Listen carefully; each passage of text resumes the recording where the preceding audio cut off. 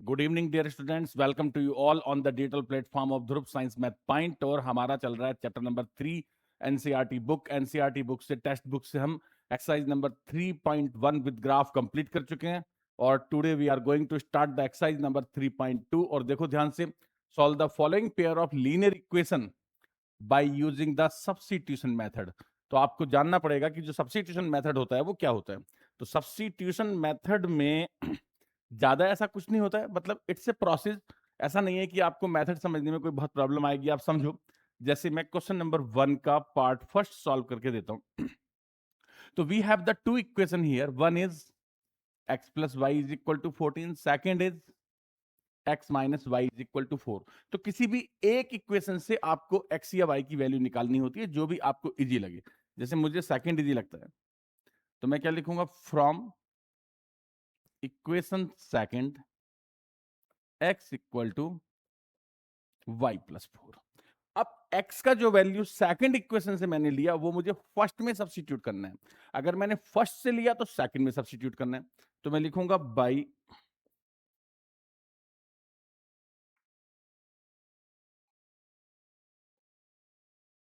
Substituting x in equation first. अब देखो first क्या है मेरे पास, x plus y is equal to 14। अब x की जगह पर मैंने पुट किया y plus 4 plus y is equal to 14। Agreed? आपको मेरी बात समझ में आ गई? क्या किया मैंने, x की जगह पर x की जो वैल्यू थी वो सब्स्टिट्यूट कर दी y प्लस 4। तो y प्लस वाई 2y और 14 minus 4 y is equal to 10 upon 2। y is equal to 10 upon 2। अब जब मैंने ऐसा किया तो देखो y का जो वैल्यू था वो मुझे मिल जाएगा।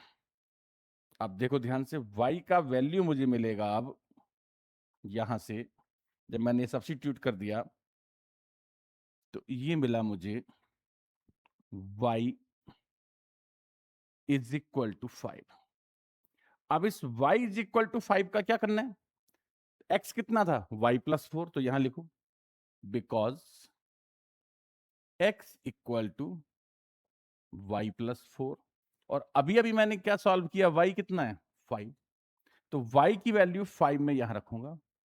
तो 5 plus 4 x is equal to 9। तो now I have both the values of x and y। x का वैल्यू 9 और y का वैल्यू 5। तो आई थिंक आपको सब्स्टिट्यूशन मेथड समझ में आया होगा। क्या करना होता है, किसी भी एक इक्वेशन से x या y का वैल्यू निकालकर सेकंड इक्वेशन में सब्स्टिट्यूट करना होता है। मतलब आप या तो x का वैल्यू सब्स्टिट्यूट करेंगे, अदरवाइज y का।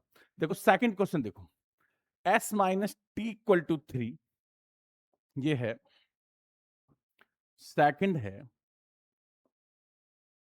s minus t equal to 3, this is the equation first. Second है s by 3 plus s by 3 plus t by 2 is equal to 6। अब देखो क्या करोगे, जैसे मुझे फर्स्ट इजी लगा तो फ्रॉम इक्वेशन फर्स्ट s आ गया t प्लस 3। अब मैं एक लाइन लिखूंगा by substituting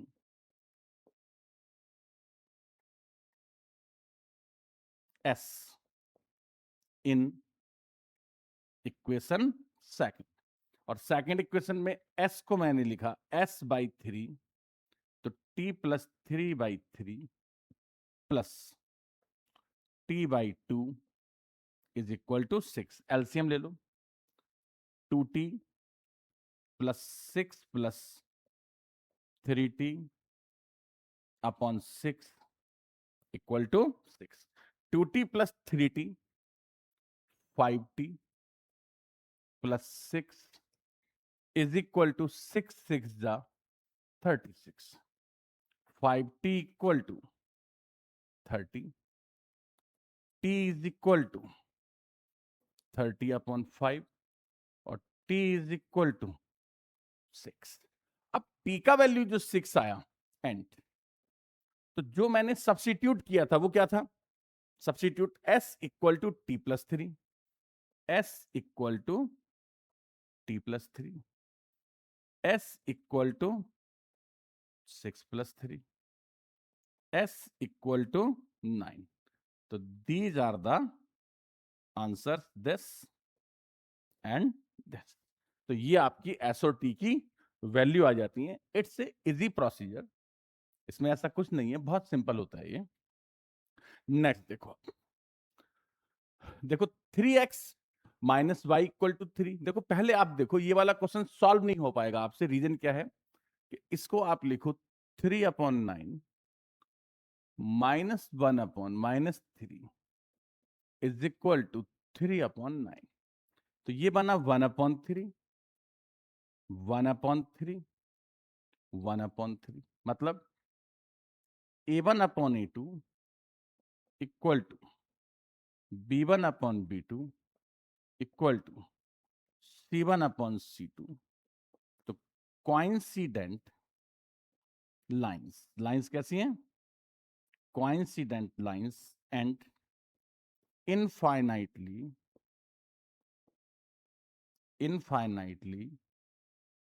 many solutions, many solutions. क्योंकि हम जो क्वेश्चन सॉल्व करते हैं वो करते हैं यूनिक सॉल्यूशन वाला.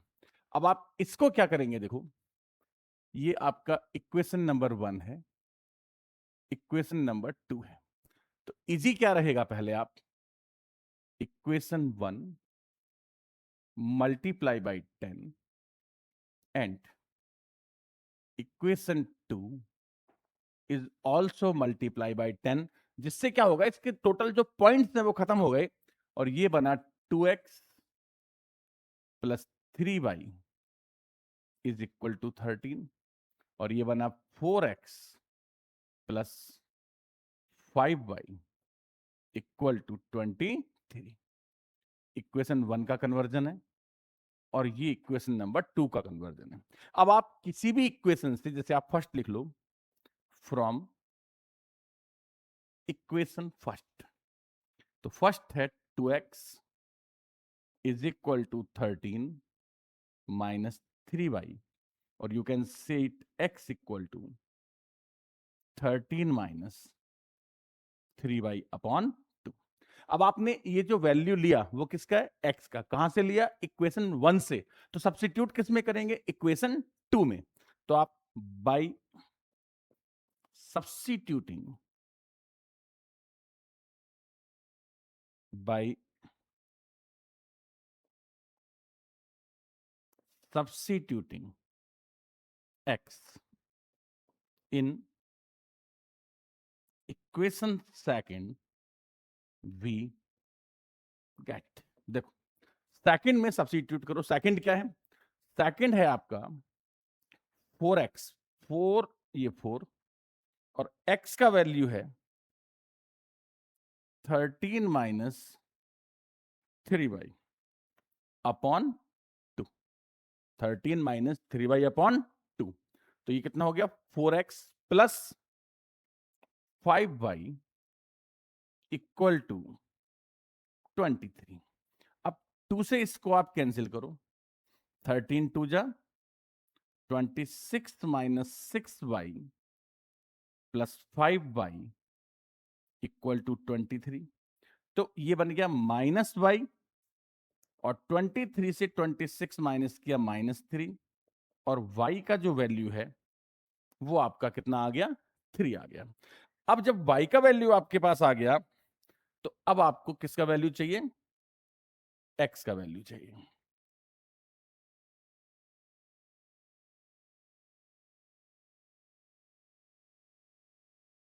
तो x का वैल्यू फाइंड करने के लिए मैं क्या करता हूं,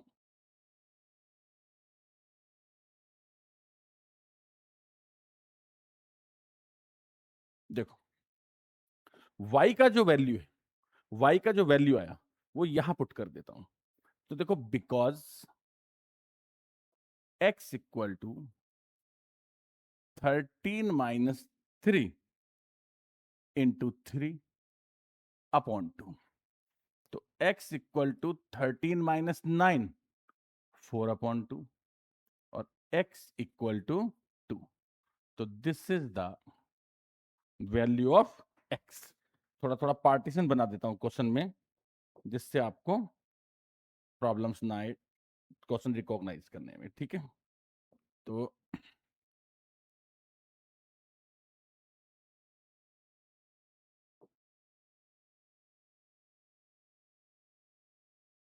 ये हो जाएगा, ये लो। नेक्स्ट है, नेक्स्ट पे चलते हैं। देखो, ये जो फिफ्थ पार्ट है, ये पहले एक बार बोर्ड में भी आया। It is a very good question. अगर ये ऑब्जेक्टिव में आ जाए तो इसका आंसर आएगा 0 0। मैं इसके दो तरह से आंसर लिखता हूं। क्वेश्चन नंबर 1 पार्ट फिफ्थ है, पार्ट फिफ्थ है। तो दोनों इक्वेशंस में कांस्टेंट टर्म नहीं है, और जब कोई भी दो इक्वेशन होती है जिनमें कांस्टेंट टर्म नहीं होता है तो वो ओरिजिन से पास होती है। जैसे ax plus by equal to 0 is a line which passes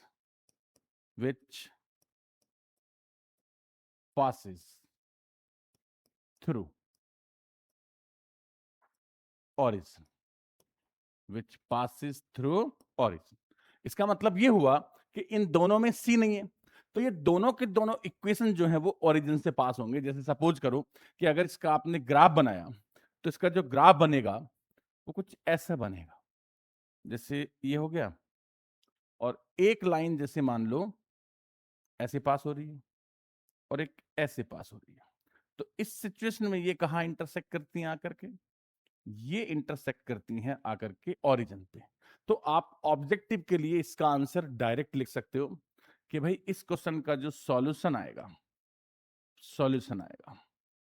x, y is equal to 0, 0 आएगा। जो बात मैंने आपको बताई अभी, ये आप लर्न कर लें। अदरवाइज अगर आप याद नहीं करते हैं, देन सेकंड टेक्निक तो मैं आपको बताने जा रहा हूं, तो आप उसके थ्रू भी इसको समझ सकते हैं, ठीक है। तो ये है आपका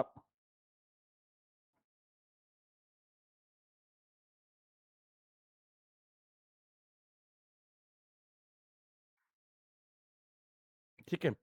सेकंड में क्या करते हैं, देखो, एक वैल्यू निकाल लेते हैं। जैसे मुझे ये इक्वेशन ठीक लग रहा है, तो मैं क्या करता हूं, इस पर लिखूं मैं 1, यहां पर मैं लिखूं 2। अब देखो, फ्रॉम इक्वेशन सेकंड को मैं लिखूंगा √3x √8y, और x का जो वैल्यू है √8 √3y। इसके बाद by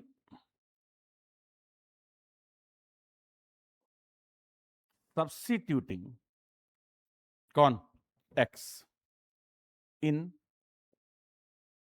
equation first, bye substituting x in equation first में मैं इसको सब्स्टिट्यूट कर देता हूं। तो फर्स्ट में अगर मैंने इसको सब्स्टिट्यूट किया तो कैसा बन जाएगा?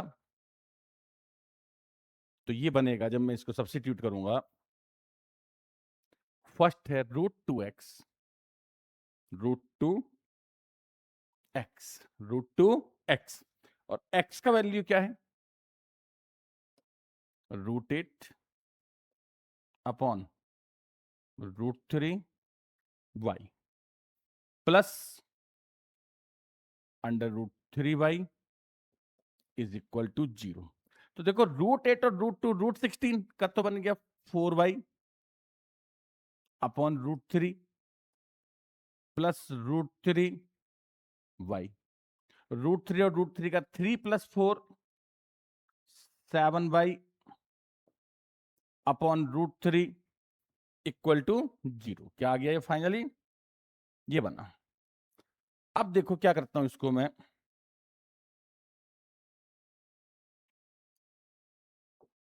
अब इसको सॉल्व करूं, y is equal to 0 multiply √3/7, मतलब y की वैल्यू कितनी आ गई? 0। अब y का जो वैल्यू है वो यहां पुट करता हूं, x इक्वल टू कितना है? √8 अपॉन √3 मल्टीप्लाई 0, और x इक्वल टू क्या आ गया? 0, और ये स्टेप इसके बाद आया। इजी। तो ऐसे आपको दोनों वैल्यूज जो है वो मिल जाएंगे अगर आप सॉल्व करते हैं तो, नहीं तो विदाउट सॉल्विंग अगर क्वेश्चन ऑब्जेक्टिव में आए तो आपको याद रखना है कि एक इक्वेशन जिसमें कांस्टेंट टर्म नहीं होता है passes through the origin, origin से पास करती है। अगर ये दोनों ही ओरिजिन से पास करती हैं तो इसका मतलब ये हुआ कि इन दोनों इक्वेशंस का जो पॉइंट ऑफ इंटरसेक्शन होगा वो ओरिजिन होगा। क्लियर?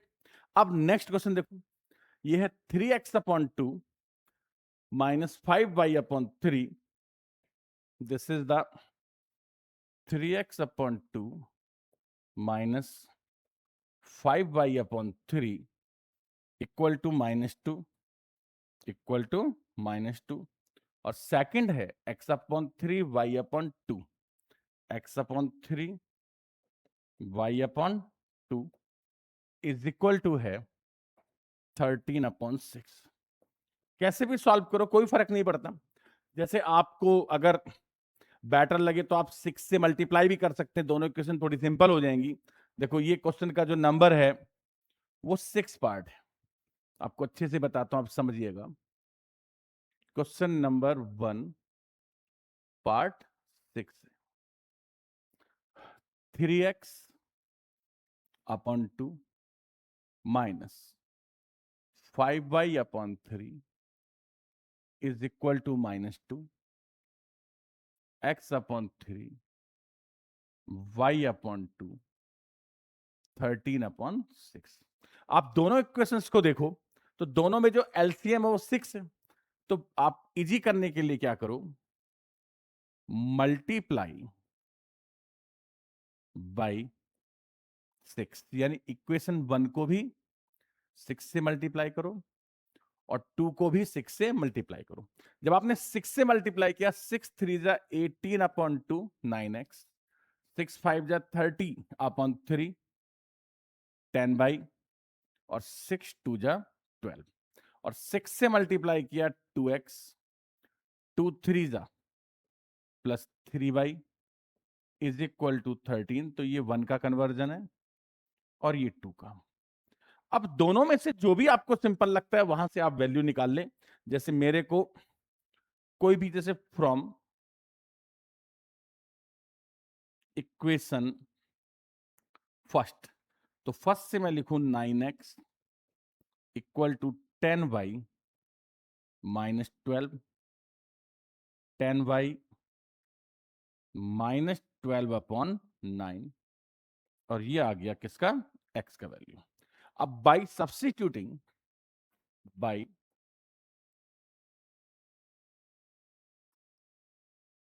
सब्स्टिट्यूटिंग x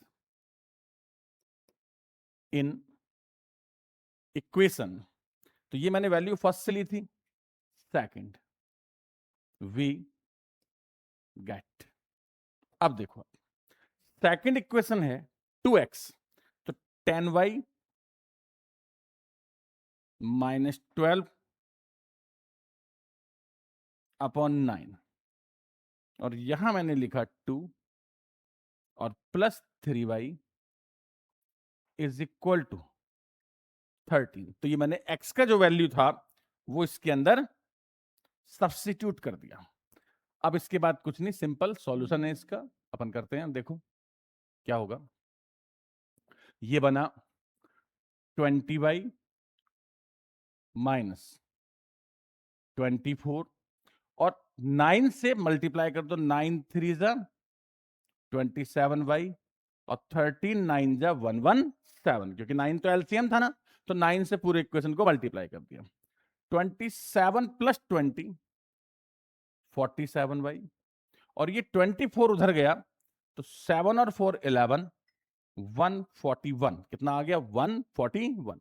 अब आप ध्यान से देखो y इक्वल टू 141 अपॉन 47, 47 से सीधा 3 7 जा 21, ये कैंसिल हो गया 3 टाइम्स, तो y इक्वल टू 3। अब y का वैल्यू देखो, x कितना है, x इक्वल टू है 10y और y है 3, माइनस 12 अपॉन 9, ये स्टेप आएगा। इसके बाद अब 10 3 जा 30, minus 12 upon 9, 30 minus 12 18 upon 9, x equal to 2। तो देखो आपके दोनों आंसर आ गए। तो ये था आपका substitution method. Next, solve this and this.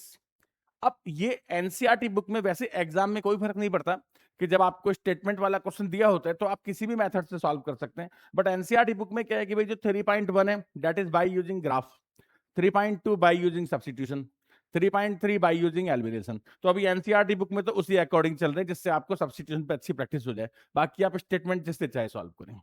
तो देखो इसमें क्या करते हैं, जैसे यहां से ले लो फर्स्ट इक्वेशन से, फ्रॉम इक्वेशन फर्स्ट, क्या है first, 2x equal to 11 minus 3y। अब by substituting, by substituting 2x in equation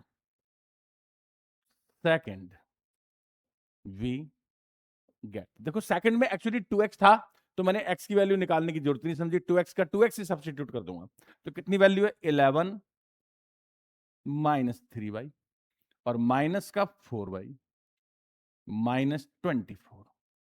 अब ये बना माइनस 7y माइनस 24, 11 को ट्रांसपोज करके राइट में ले गया, माइनस 35 माइनस 7।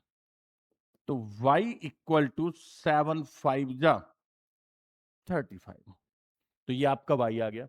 y की वैल्यू आप कहां पुट करेंगे, इसमें सब्स्टिट्यूट करेंगे। तो 2x equal to 11 minus 3 into 5, 3 5 जा 15 माइनस 4 अपॉन 2 माइनस 4 अपॉन 2।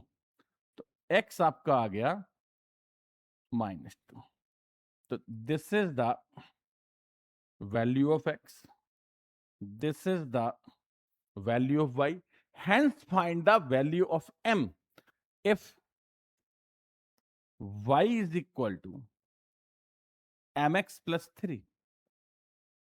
अब देखो y कितना है 5 है, y है आपका 5,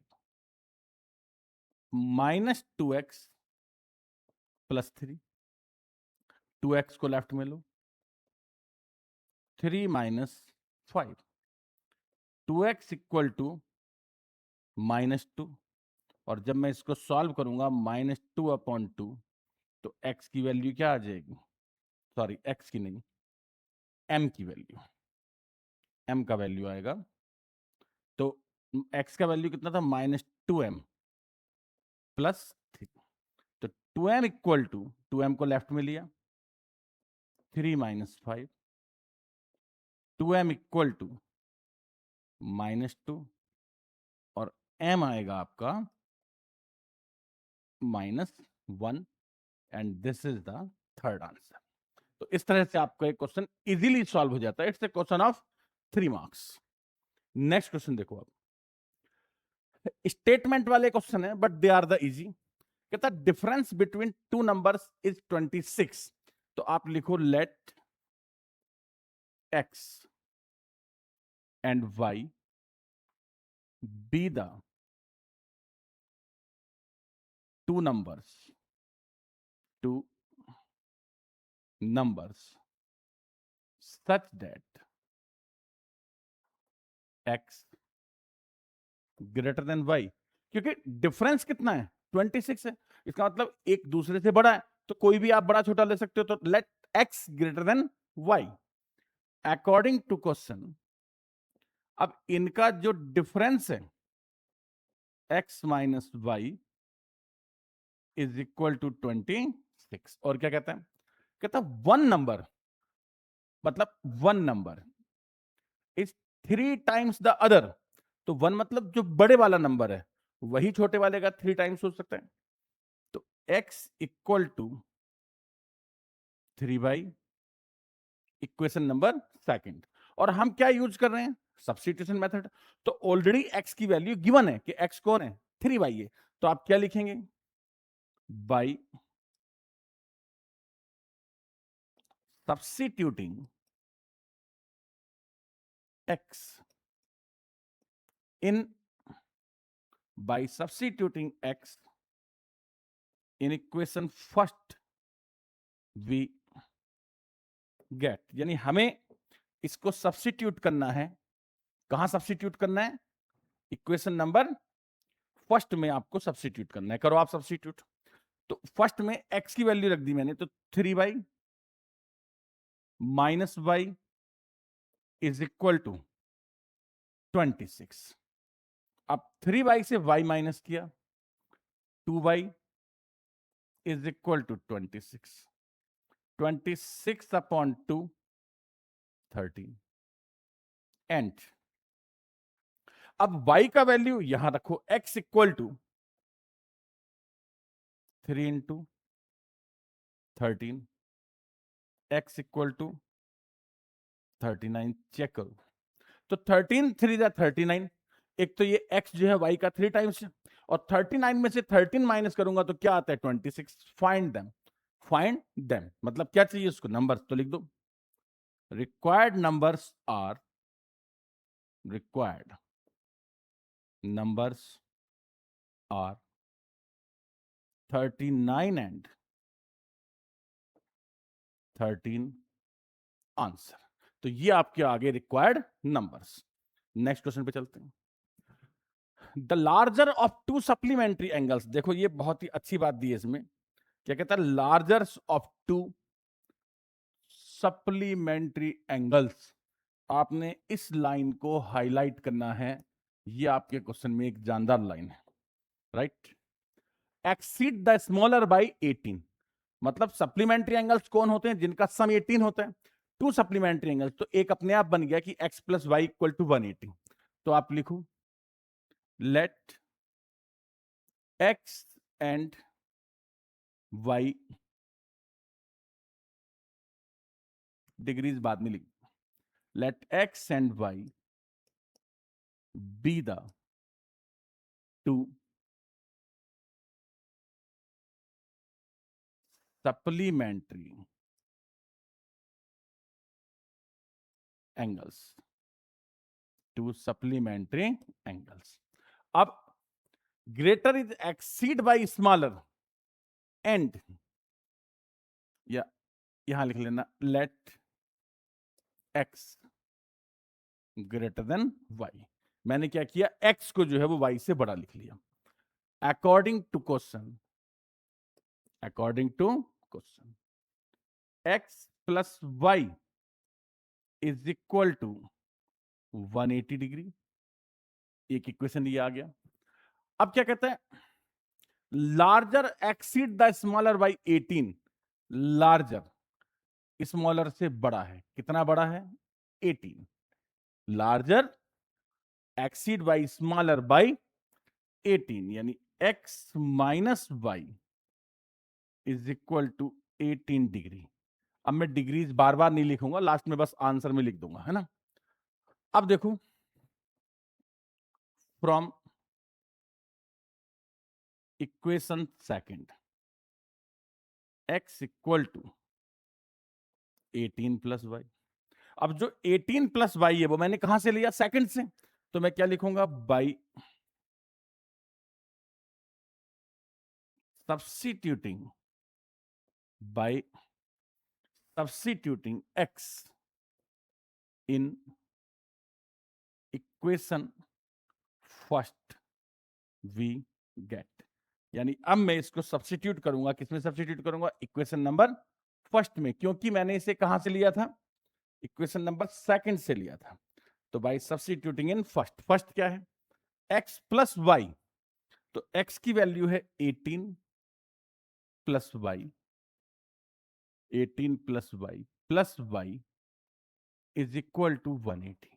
देखो y plus Y 2y, 180 minus 18, 180 से 18 माइनस करो 162 upon 2, y is equal to 81 and y का वैल्यू आप यहां पुट करो, x इक्वल टू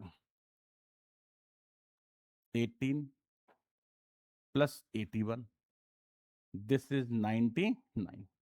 लास्ट में लिखो required angles are 99 degree, comma 81 degree answer. आप चेक कर लो, इन दोनों का जो सम है वो 180 है, और 99 से अगर 81 माइनस करता हूं तो 18 आता है। तो इट्स इजी क्वेश्चन। तो आराम से आपका क्वेश्चन जो है वो सॉल्व हो जाता है, बस स्टेटमेंट को आपने डिकोड करना होता है और सॉल्व करना होता है। देखो, the coach of a cricket team buy 7 bat and 6 balls. तो आप लिखो let rupees x and rupees y be the cost of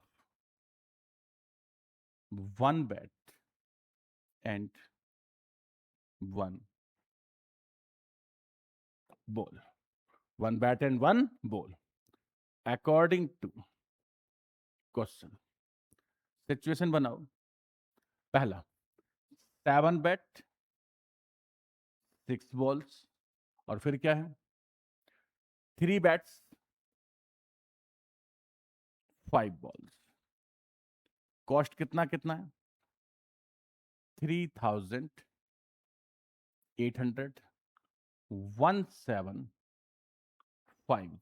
equation 1, equation 2। Substitution से अगर सॉल्व करना है कर लो, फ्रॉम इक्वेशन फर्स्ट। तो इक्वेशन फर्स्ट से देखो 7x equal to 3800 minus 6y, 3800 minus 6y upon 7। This is the value of x by substituting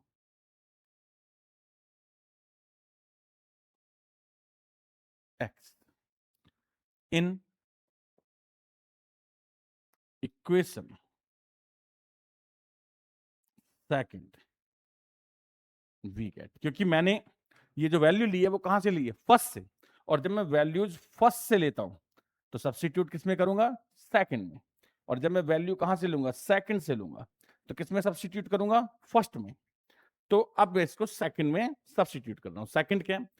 3x। तो x क्या है? 3800 माइनस, इसमें डिजिट थोड़े टफ है, अपॉन 7। ध्यान देना। तो ये कितना हो गया?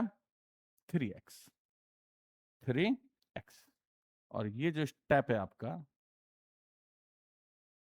इसके बाद है 3x प्लस 5y, 5y और 1750।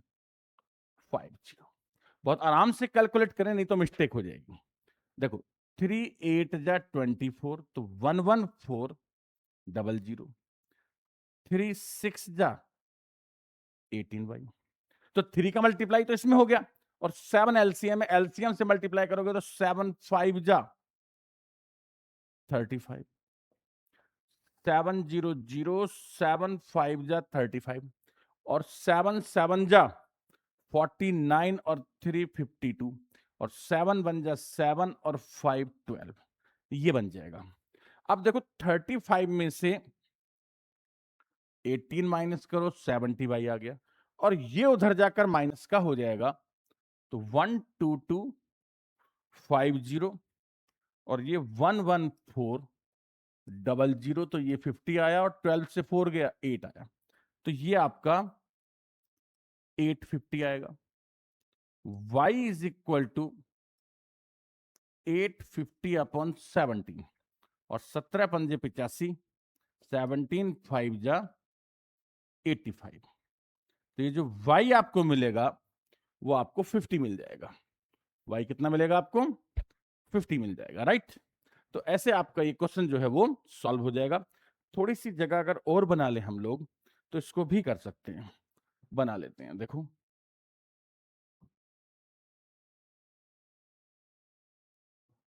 इसको थोड़ा कॉम्पैक्ट कर लेते हैं, राइट। अब क्या करते हैं, अब y का जो वैल्यू 50 आया वो मैं कहां रखूंगा? देखो वो वैल्यू रखूंगा यहां पर लिखो, लिखो because x equal to 3800 minus 6 into 50, 6 into 50, और अपॉन में क्या है 7 है, तो ये बना 3800 माइनस 300 अपॉन 7, 3500 अपॉन 7, और 7 5 जा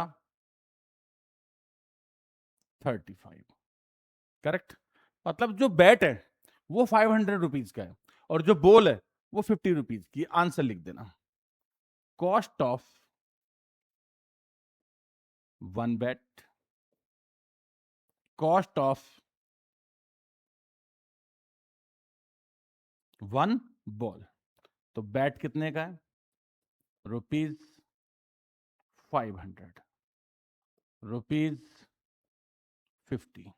तो this is the final answer of your question. तो इजीली आपका जो क्वेश्चन है वो सॉल्व हो जाता है, और ये स्टेप इसके बाद आता है। इजी समझ आ गया? थोड़ा सा इसके डिजिट टफ थे, इसलिए कैलकुलेशन थोड़ी ज्यादा हो गई इसमें।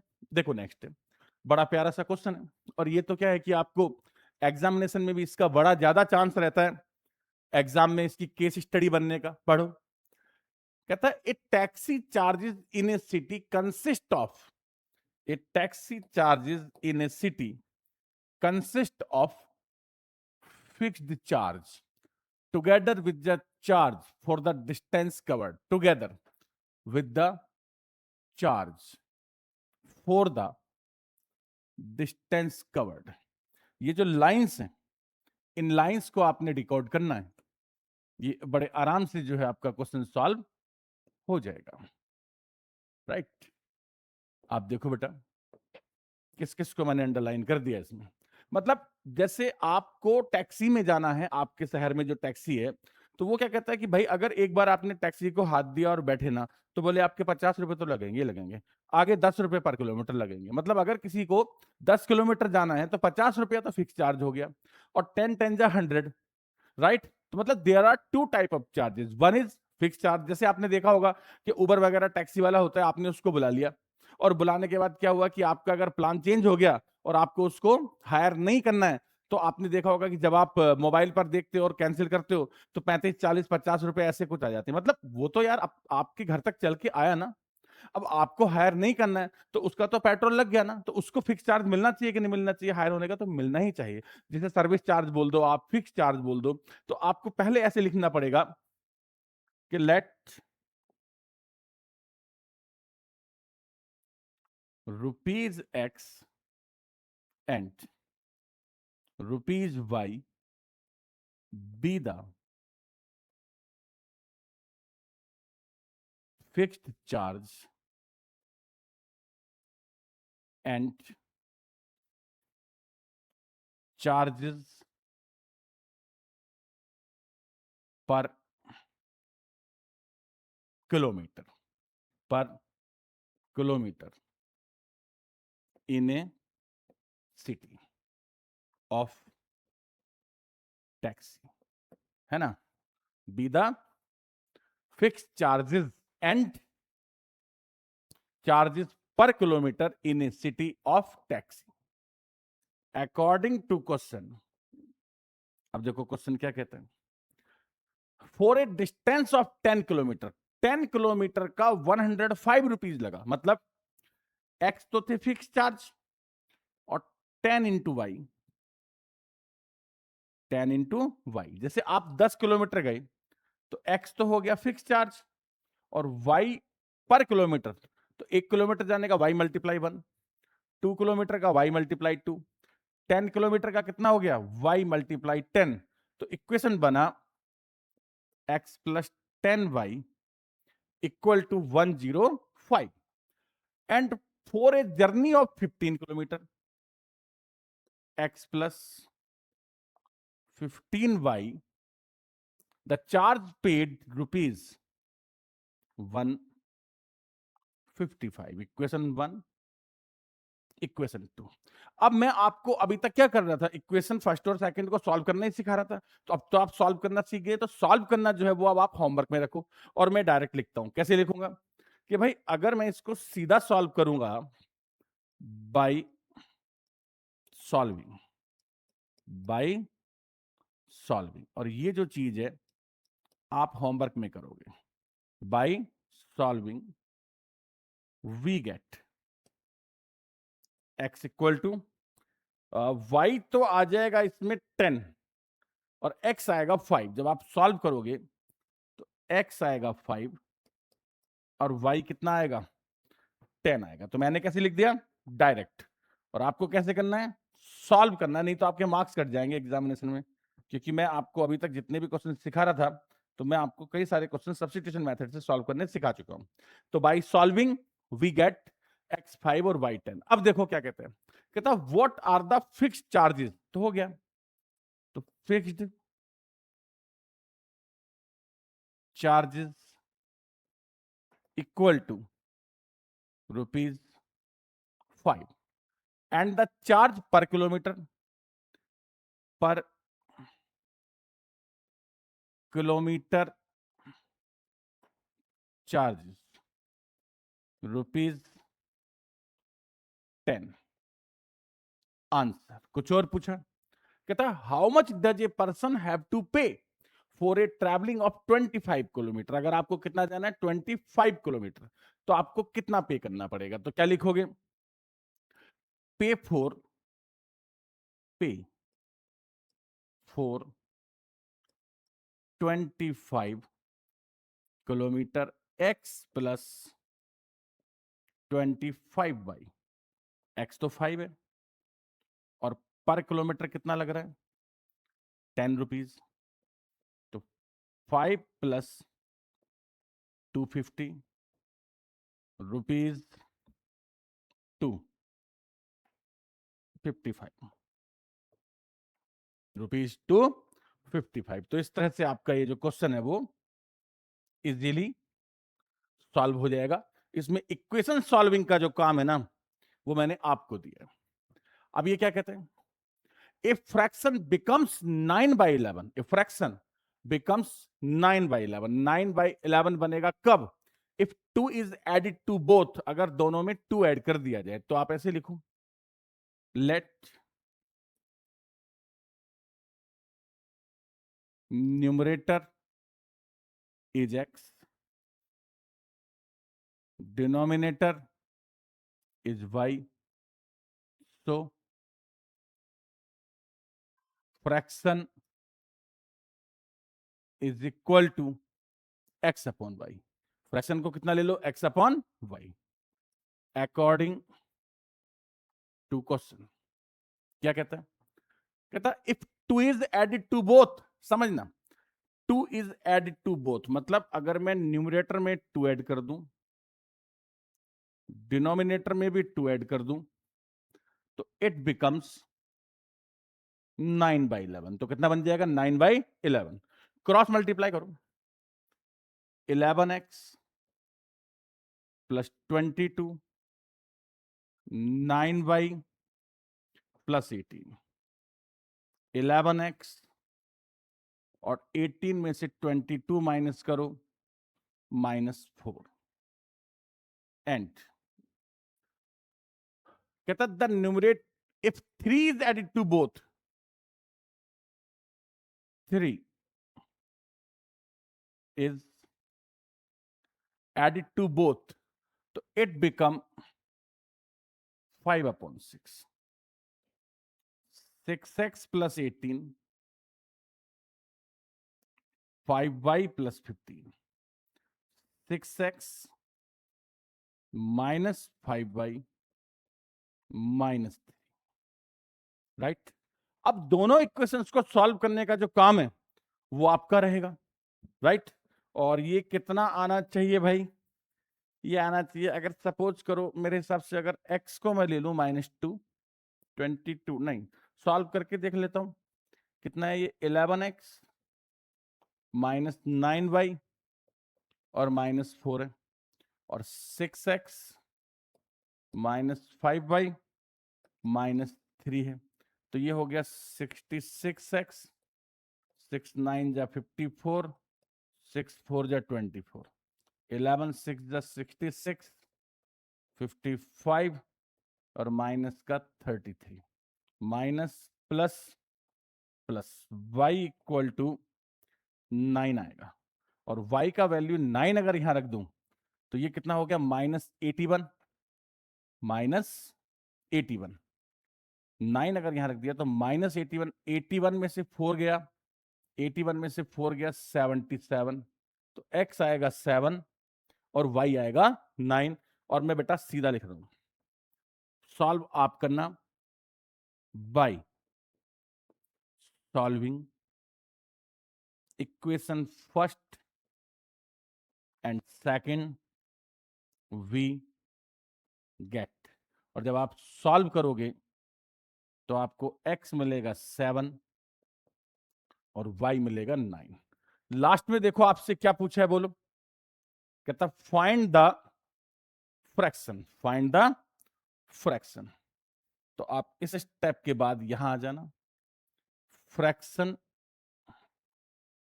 क्या है बोलो, इज x अपॉन y, और x है 7 और y 9 है, तो आपका जो फाइनल आंसर आएगा वो 7/9 आएगा, आपको सॉल्व करना पड़ेगा, right. Next, 5 year hence the age of Jacob, बड़ा अच्छा क्वेश्चन है जैकब का, will be thrice that of his son, मतलब अब आप पहली लाइन में आप ऐसे लिखो, let x years and y years be the present ages of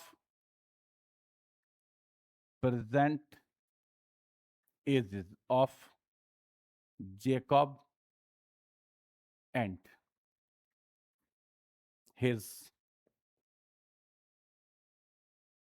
son, Jacob and his son। अब समझो, अकॉर्डिंग टू क्वेश्चन क्या कहते हैं, कहता है जेकब 5 ईयर हेंस, मतलब अब से 5 साल के बाद, अब से तो 5 साल के बाद, ऐसा तो है नहीं कि भाई आपकी एज बढ़ेगी और आपके फादर की एज नहीं बढ़ेगी, वो तो दोनों की बढ़ती है।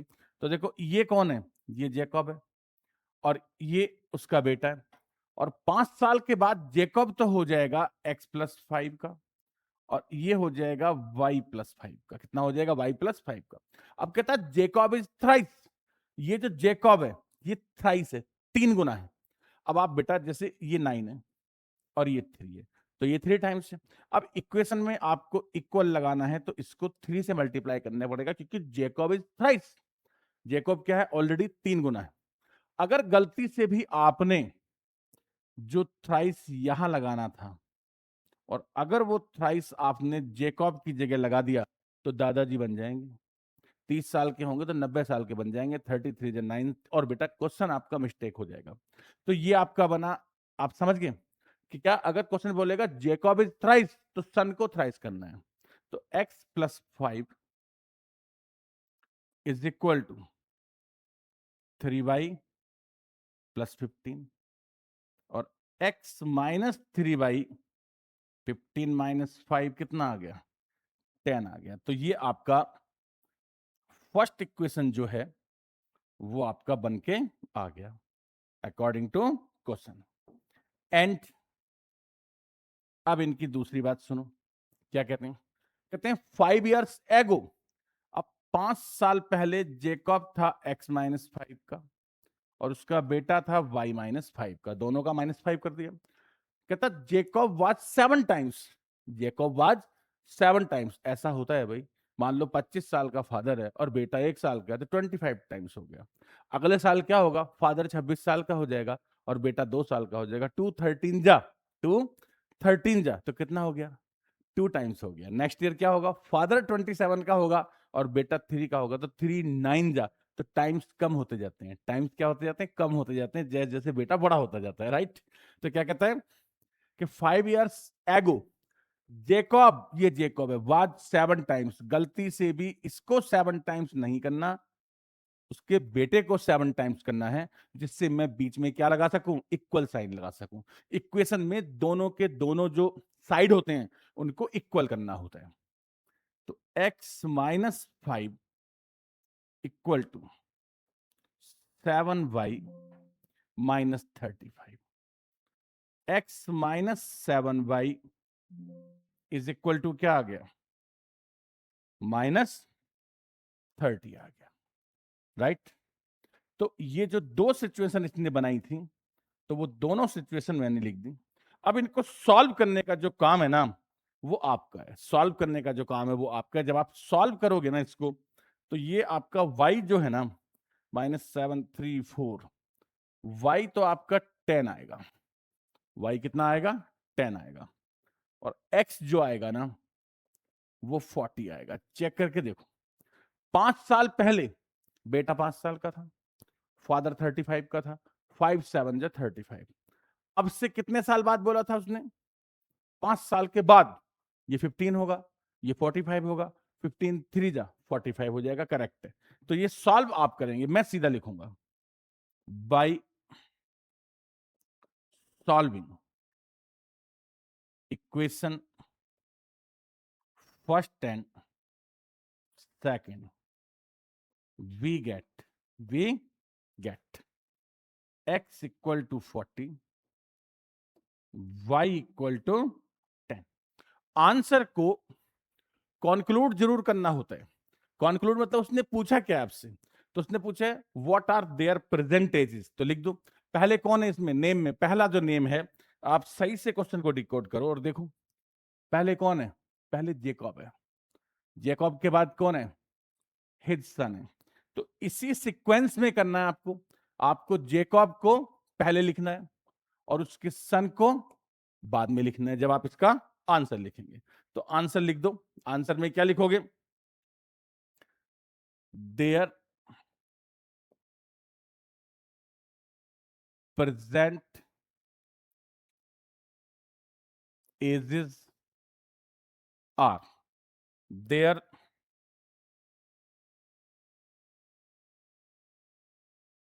present ages are कितने कितनी है? 40 and 10 years। 40 and 10 years, ये उनकी प्रेजेंट एजेस हो गई। अब ये मैं सही जगह पर रखने के लिए प्रेजेंट एजेस को थोड़ा सा स्पेस जनरेट कर लेता हूं। ये बना आपका, ये आ गया, थोड़ा स्पेस मिल गया मुझे।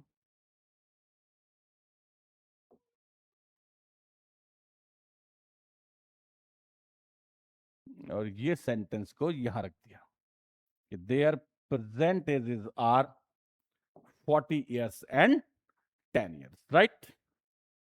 नेक्स्ट है, इसमें दो क्वेश्चन और बचे छोटे छोटे। इक्वेशन बना देता हूं, क्योंकि सॉल्विंग तो मैंने आपको सिखाई दी है, तो इक्वेशन बना देता हूं, समझना। बड़ा अच्छा क्वेश्चन है। कहता solve the following question. Aftab tales his daughter, Aftab अपनी डॉटर को क्या बोल रहे हैं कि 7 years ago I was the 7 times age old you were then, कि 7 साल पहले मैं तुम्हारी एज का 7 टाइम्स था। तो मतलब पहले आप लिखो कि let x and y years be the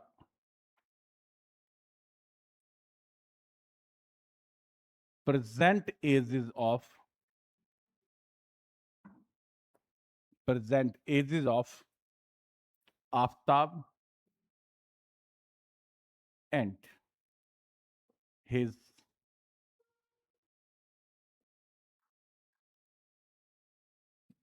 Aftab DAUGH Aftab and his daughter, correct? According to question, देखो आफ्ताब क्या कह रहा है, कहता 7 साल पहले I was the 7 times. Aftab अपनी डॉटर से बोल रहा है कि मैं तुम्हारी एज का 7 टाइम्स था। कब? 7 साल पहले। तो वो 7 टाइम्स कौन था? आफ्ताब। तो आप आफ्ताब को 7 टाइम्स मत कर देना, ग्रेट ग्रैंडफादर बन जाएगा। बेटी को इक्वल करने के लिए अब क्या बना, x-7 equal to 7y-49, x-7y-42 easy. And 3 years from now, 3 years from now, अब से 3 साल बाद, तो 3 साल बाद भाई मेरी एज में भी +3 आएगा और मेरी डॉटर की एज में भी +3 आएगा। आई शैल बी 3 टाइम्स, मैं तुम्हारी एज का 3 टाइम्स हो जाऊंगा। मैं कौन? आफ्ताब। कितना हो जाएगा? 3 टाइम्स। तो आपको बेटे डॉटर को 3 टाइम्स करना होगा। तो x+3 is equal to 3y+9 और x-3y is equal to 6, correct? अब क्या करना है? By solving equation first and second, by solving equation first and second, we get, solve आप करोगे, मैं नहीं बताऊंगा, मैं बता चुका आपको पहले। तो जब आप सॉल्व करोगे ना, देखो कितना आएगा, 7+3 -4 -4 48, y तो आएगा 12। सॉल्व करोगे ना तो y तो आएगा 12, और 12 को अगर मैं यहां रख दूं, ये है 3, x माइनस कितना है 3y, तो 12×3 = 36 और 6 कितना हो गया 42। ये आंसर आना चाहिए। चेक कर लेता हूं, चेक करो, x-7y, 12×7 = 84, 42 में से 84 गया, सही है। तो ये मैं यहां से उठाता हूं, और ये सॉल्यूशन कैसे आया, तो ये तो मैंने आपको सब्स्टिट्यूशन में सिखा दिया, तो ये आप यहां लाकर रखेंगे, राइट? इसका मतलब क्या हुआ कि क्या चाहिए आपको, उनकी एज, तो बस आंसर लिख दो, Aftab's as,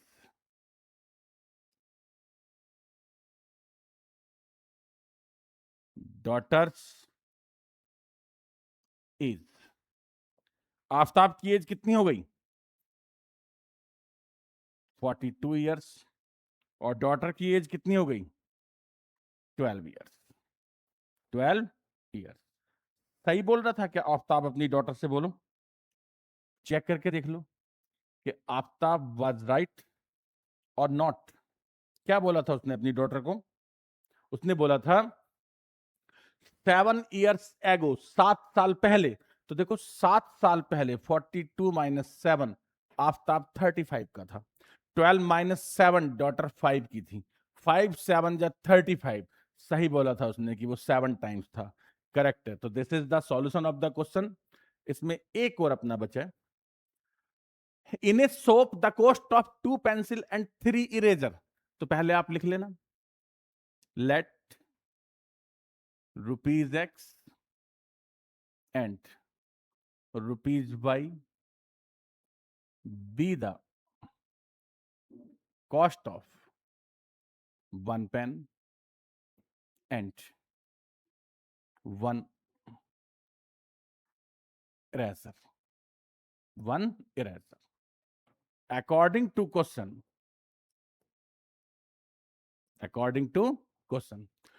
two pencil, three eraser, 9 rupees. Next, four pencil, six eraser, 18 rupees. 18 rupees. यही क्वेश्चन है. Find the cost of each eraser, each pencil and each eraser. देखो टेक्निकली अगर आप देखो इसको ध्यान से तो ये एक ही बात है, इनमें दोनों में फर्क नहीं है. कैसे? 2/4, 3/6, 9/18, 1/2, 1/2, 1/2, A1/A2, B1/B2, C1/C2. अब जब ये वाली सिचुएशन आ जाती है तो क्या बोलते हैं इसे? Coincident lines. Coincident lines. और क्या बोलते हैं? Infinitely many solutions. मतलब आप इसके बहुत सारे सॉल्यूशन लिख सकते हैं. इसका कोई ऐसे यूनिक सॉल्यूशन नहीं होगा तो आपको इसको सॉल्व करने की जरूरत नहीं है. तो क्या लिखोगे? नो यूनिक सॉल्यूशन, यानी इसमें कोई भी यूनिक सॉल्यूशन नहीं है. आप कुछ भी बना सकते हो, ठीक है ना. आप कैसे भी करके जो कॉस्टिंग है वो 9 कर दो, आपका क्वेश्चन जो है वो बन जाएगा. तो आपको लिखना होगा कोइंसिडेंट लाइंस है, इनफाइनाइटली मैनी सॉल्यूशंस है एंड नो यूनिक सॉल्यूशन. यही इसका क्या होगा? सॉल्यूशन होगा. तो this is the answer of your question and this is the end of the today's class. I think ये काफी बड़ी क्लास थी बट इसमें सब्स्टिट्यूशन मेथड जो है वो मैंने आपको बहुत अच्छे से जो है वो क्लियर कर दिया है. स्टार्टिंग में जो क्वेश्चन नंबर 1 के 6 पार्ट थे मैंने सारे के सारे पार्ट आपको सॉल्व करके दिए जिससे आप सब्स्टिट्यूशन मेथड को अच्छे से सीख जाएं. जो स्टेटमेंट वाले क्वेश्चन थे उसमें मैंने इक्वेशंस बनाने पर फोकस किया कि आपको इक्वेशन बनाना आना चाहिए, क्योंकि सॉल्व तो मैं पहले ही करा चुका था. तो वहां पर मैंने सॉल्यूशन वाला पार्ट जो है वो छोड़ दिया और मैंने सीधा लिख दिया कि by solving equation first and second we get. लेकिन आपको मेरी तरह से नहीं लिखना, आपको वहां पर सॉल्व करना होता है. सॉल्व करने के मार्क्स होते हैं आपके, ठीक है. जैसे सपोज करो कि कोई भी क्वेश्चन ऐसे टैक्सी वाला क्वेश्चन है, 5 मार्क्स ऑफ क्वेश्चन है, तो दो इक्वेशन आपने फॉर्म की तो 1 मार्क्स की इक्वेशन हो गए. फिर एक्स को सॉल्व करना 1 मार्क्स हो गया, वाई को सॉल्व करना 1 मार्क्स हो गया, क्वेश्चन को कंक्लूड करना 1 मार्क्स हो गया. तो ऐसे करके क्या होता है, बोर्ड में एक मार्किंग स्कीम आती है, उसमें डिस्ट्रीब्यूशन होता है. तो आपको चैप्टर 3 के अंदर खासतौर से जो इक्वेशन होती हैं उनको सॉल्व करना होता है. अगर ये चीज आप सेम इक्वेशन जैसे 5 में आ गई तो वहां पर आप डायरेक्ट लिख सकते हैं by solving, but not in chapter 4. तो प्लीज जहां जहां पर मैंने इक्वेशंस को सीधा लिख दिया कि बाय सॉल्विंग, तो वहां पर आप अपने आप सॉल्व करेंगे क्योंकि आंसर तो आपके पास ऑलरेडी है. Thank you, thanks to all of you. मिलते हैं नेक्स्ट क्लास में.